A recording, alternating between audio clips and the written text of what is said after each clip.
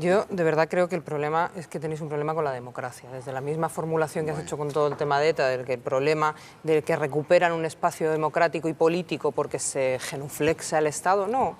La gente tiene representación en las instituciones porque hay un pueblo que democráticamente les respalda. Y esto convendría empezar a respetarlo, ya que entiendes que hay una posición política previa al conflicto terrorista, entiende que la representación institucional responde a los votos democráticos. Eso por un lado. Las hemerotecas, yo creo que en todas las hemerotecas podrás ver que mi organización política, los diferentes líderes en diferentes situaciones siempre han dicho, ante cualquier caso, caiga quien caiga, responsabilidades que se busquen, que se depuren, caiga quien caiga. Eso lo han dicho todos, sí. Los tuyos y los de los otros. No, eso no lo han dicho todos.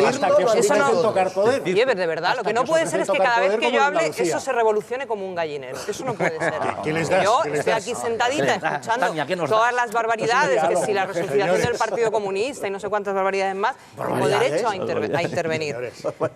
En la hemeroteca lo que ha quedado claro es que el comportamiento de mi organización política es que alguien que roba dinero público para un beneficio espúreo no es un compañero, es un ladrón. Y lo digo aquí y lo diré siempre. Lo cual no quita que se den casos, como ha dicho Pablo, que en Valencia, en Madrid y en otros territorios donde como el modelo de gobierno es la corrupción, puede haber personajes indeseables que son cooptados por ese modelo. Y esos personajes indeseables no son compañeros, son corruptos y hay que perseguirlos con más dureza si cabe. Mi organización política no sustenta... Ahora voy con eso, no te preocupes. Claro. Mi organización política no sustenta al gobierno de los seres. Mi organización política utiliza el respaldo democrático que se le ha dado en Andalucía para hacer algo como un decreto contra los desahucios para proteger a la ciudadanía, para que el Partido Popular lo lleve hasta la última instancia a tumbarlo, porque le importa muy poquito cómo viva las circunstancias. Si te vuelves a las hemerotecas, verás qué papel hemos tenido en el proceso de investigación de los seres y verás que ha sido Izquierda Unida quien ha exigido, y lo ha vetado el Partido Popular y el Partido Socialista,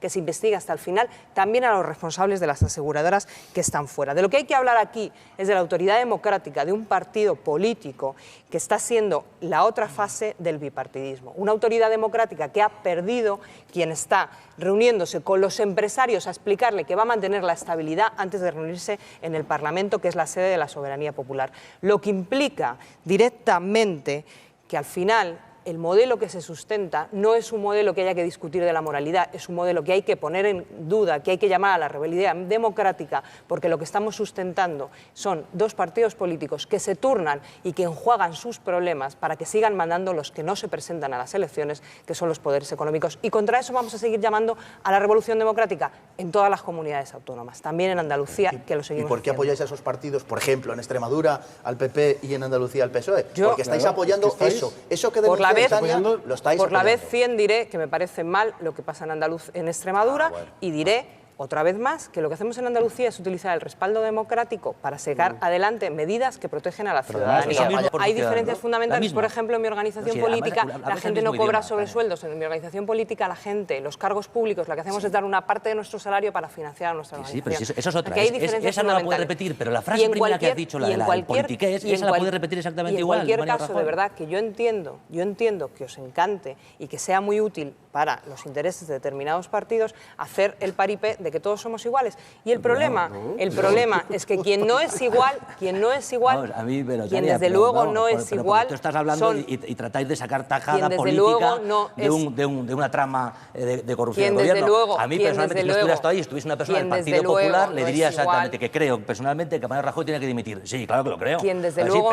Pero de eso a decir, no es que hay gente que no viene aquí a hacer portavoz de ningún partido político. Yo no, de verdad. Quien desde luego no es igual son los millones de personas que están sufriendo esta crisis, que están viviendo en tremenda pobreza, mientras los dirigentes viven por encima de las posibilidades de su pueblo. Completamente de acuerdo, todos los dirigentes. Todos los dirigentes no.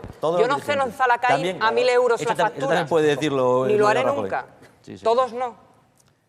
Cosas que no se pueden decir porque no son ciertas directamente, pero además es que están contrastadas con el hecho de que no son ciertas. Entonces, cualquier cosa que responda al comportamiento humano no son así porque son así. No hay una naturaleza humana que está por encima de todo y que siempre ha tenido un resultado. O sea, que esto es así porque es así, no es así. Casi todos los modelos de sociedad, los modernos también, son fruto de decisiones del ser humano y se han tomado unas decisiones en una vía, en otra, por muchos elementos de la historia. Por tanto, no son elementos elementos naturales inamovibles, sino que todo puede dar la vuelta y podemos encontrarnos dentro de 20 años en una realidad y unas sociedades completamente diferentes. Y que eso es, por cierto, lo que aspira a que pase Izquierda Unida, no a tener un buen rédito electoral para quitar a Mariano Rajoy y poner a Cayo Lara, no. Izquierda Unida lo que plantea es que hay que hacer un cambio radical de este sistema, porque yo sí planteo lo que ha dicho Ramón. Es muy fácil, Tania. Si tú dices que lo que yo he dicho no es verdad, dime el ejemplo de una sociedad que responda a lo que tú dices. No te he interrumpido. Dime una.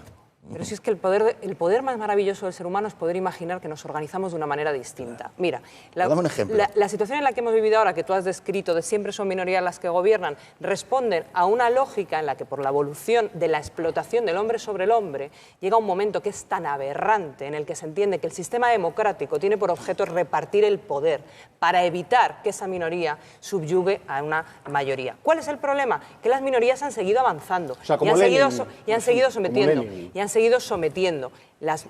Como Lenin. De verdad. Yo voy a intentar centrar el discurso, voy a intentar centrar la discusión en las cosas que pasan y en el futuro que nos vaya a venir. Maximilien Robespierre, por ejemplo. Todos los sistemas democráticos han aspirado a repartir el poder y acabar con la dominación del hombre sobre el hombre y a generar unas situaciones justas, ¿vale? Esa es la máxima aspiración democrática. Y eso es lo que no ha sido posible. Y este país, que no solo hay que hablar del sistema en general, en este país es especialmente acuciante la falta de democracia porque la democracia en este país se ha construido sobre el miedo, sobre un proceso constituyente en el que el pueblo no participó. Es el único país de Europa donde no se ha dado una participación de la ciudadanía, no en votar si sí o si no a lo que las élites habían pactado, sino en desarrollar una discusión. Y este es el momento, y eso es lo que plantea Izquierda Unida. No ganar unas elecciones, este es el momento en el que hay que parar y en el que hay que decir, vamos a un proceso constituyente participado por el pueblo, para llegar a un modelo justo. El anhelo de España surge con los godos. Con los... No te rías, ¿cómo no te rías. Con Don Pelayo. Surge con los reyes godos. Y esa especie de España... O sea, de verdad, yo... Pues claro que sí. Te lo dije ya sobre surge con los reyes godos. Te lo dije en el último debate que tuvimos cuando sobre la cae el Imperio Romano Occidental... Te lo dije... Ataulfo, Bamba. Vamos a ver, si es que os estáis... A ver, pues sí, señor. Vamos a dar palabras uno a uno. Por favor, Eduardo, te pido un poquito de silencio. Pero es que se están riendo de la verdad. Ahora... Los idearios, los que identifican a las colectividades, los elementos que significan cosa para cada uno de nosotros, no son cosas estáticas que tú puedes decretar porque es la verdad y punto. No es así. Es la verdad histórica. No es así. Yo te hacía referencia. Te voy a poner un ejemplo. Si tú pones aquí delante la imagen, el logo y la imagen de color de la marca Coca-Cola y se la enseñas a un norteamericano, pues le generará una serie de ideas o a un españolito que si la sonrisa tal, y a un moscovita. Y si se la pones a un colombiano, déjame terminar el argumento porque es que si intentas contestarme antes de saber lo que voy a decir es imposible que puedas contestarme. Si se la pones a un colombiano que han sufrido asesinatos de sindicalistas de la marca Coca-Cola por intentar defender los derechos fundamentales, significa una cosa totalmente distinta. Y este es el elemento de debate. No es un problema de dónde surge la rojigualda, es un problema de cómo la mitad de este país, que da un golpe de Estado y que decide hacer y que implanta una dictadura de clase que somete a buena parte de la otra mitad del país, utiliza esa idea y ese imaginario. Y lo que a mí me parece sorprendente es que haya tanto escándalo con cosas como se han dicho, de que claro, es que el problema de Cataluña y de los jóvenes es que los jóvenes son nacionalistas en Cataluña porque hay un machaque y un intento permanente de crear esa idea. Claro, yo soy de Madrid, he sido de Madrid toda la vida y yo tengo que aguantar como la presidenta de la Comunidad de Madrid durante 10 años, Esperanza Aguirre, va al Parlamento a hablar de cómo los catalanes abusan de su posición y cómo se genera un ideario de odio de los madrileños contra los catalanes. Y eso es el mismo fermento de un odio en el que no se puede gestionar. Igual. De la misma manera, exactamente igual, con muchísima más dureza en Madrid. Español, español. Y por eso en Madrid, y por eso español, porque Esperanza Aguirre y la derecha española no hablan de Madrid ni de la identidad madrileña, que por cierto existe, ¿eh? Y yo estoy muy orgullosa de ser de Madrid, muy orgullosa. Ahora, ¿qué pasa? Que el mundo y España no se rodea todo lo que pasa en Madrid y no empieza y acaba en el ombligo. No hay nacionalismo madrileño, no, hay nacionalismo español. ¿Cómo va a haber nacionalismo madrileño si no dejáis espacio a ninguna identidad que no sea la de España? Vamos a ver, Tania, te dije el otro día que España es múltiple. gloriosamente múltiple, afortunadamente múltiple. Voy a decir una cosa más, y termino y ahora te toca, de verdad, y te dejo hablar, yo no te interrumpo.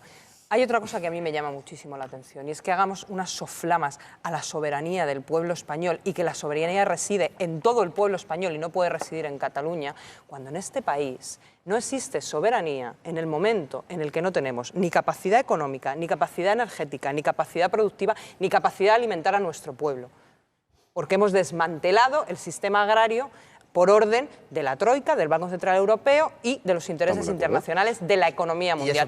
Por tanto, pues que si queremos hablar de soberanía, si queremos hablar de soberanía, hablemos de la soberanía del pueblo, que reside en elementos democráticos y en ningún otro lugar. Y entonces empecemos a replantear cómo se ha hecho una Constitución que no ha reconocido la pluralidad a gusto de todo el mundo, la pluralidad a gusto de todo el mundo, no, porque si no, no tendríamos un problema. O sea, es que si se hubiese no ha reconocido la pluralidad a gusto de los separatistas. No, a gusto de los separatistas. Yo no pues soy evidentemente, y yo ninguna nación, salvo España, que va camino de ellos, se suicida. Yo creo en un modelo de Estado. No ha reconocido la pluralidad a gusto de los separatistas. Claro, y tampoco estoy a gusto. Pues claro. Vamos a escuchar más voces en la mesa. Ninguna nación reconoce la pluralidad a gusto de los grupos o partidos separatistas que habitan en ella. Que reconocen la capacidad de nosotros sí reconocemos la pluralidad de esta mesa y por tanto vamos a tratar de pluralizarla. A mí me llama poderosamente la atención que quien acusa a otra gente de tener ideas escleróticas pues sea incapaz de profundizar más allá del dogma, de la consigna, del insulto y del intento de ridiculización de las ideas de los otros. Yo no te he interrumpido, te vuelvo a pedir, por favor, una vez más que no me interrumpan. El problema no son las ideas escleróticas o no son ideas escleróticas. Yo estoy de acuerdo con las ideas, las ideas tienen consecuencias, claro. Lo que uno no puede pretender, y eso sí es convertir una cosa en dogma, es que solo tienen consecuencias las ideas que yo no comparto. No, todas las ideas tienen consecuencias. Exacto. Y quienes estamos hablando de ideas y de posicionamientos que no son verdades absolutas porque se van construyendo sobre la historia y sobre las cotidianidades del ser humano y luego sobre eso hay interpretaciones y por tanto no son ni verdad ni falsa, ni para ti ni para mí. No te rías, eso es así. Las ciencias sociales, no, porque mira, las ideas tienen consecuencias, que es lo que estáis planteando. Y habláis de ideas escleróticas que solo han traído desgracias y no sé cuántas más barbaridades has dicho. Mira, hay una idea que ha tenido consecuencias muy duras y es una idea no contrastada sobre nada, sobre ningún hecho empírico, que es que el libre mercado tiene capacidad, que el mercado tiene capacidad, si se le deja libre, si no se interviene sobre él mismo, de generar el bienestar colectivo y la riqueza para todos. Y la realidad es que el libre mercado nos ha traído una situación de absoluta pobreza generalizada. Y si tanto os preocupa que la soberanía es del conjunto del país, intento explicarte que las ideas no son exclusivamente un problema de mi esclerotización, sino que las ideas se van construyendo y se van modificando. Yo, sinceramente, creo que no hay con qué contrastar que el Partido Comunista no tiene una historia de democracia, porque hay un elemento de radical diferencia en la evolución de cada una de las posiciones en esta mesa, y es no tener esclerosis mental. Y la de no tener esclerosis mental hace que el Partido Comunista, los que creemos en el marxismo o en ideas marxistas, hemos conseguido, cosa que no parece que hayáis conseguido, que os seguís retrotrayendo a los godos, evolucionar y reflexionar sobre los errores históricos construidos. Que no nos riamos, Tania. Pero Tania, es que de verdad... Quiero que me dejéis terminar. Yo te dejo, pero... Quiero que me dejéis terminar. ¿Alguna vez? Porque lo que no puede ser... Pero sí, yo te dejo, pero es que luego me pides que no me ría. Y es que dices unas cosas que, hombre... Vosotros sois...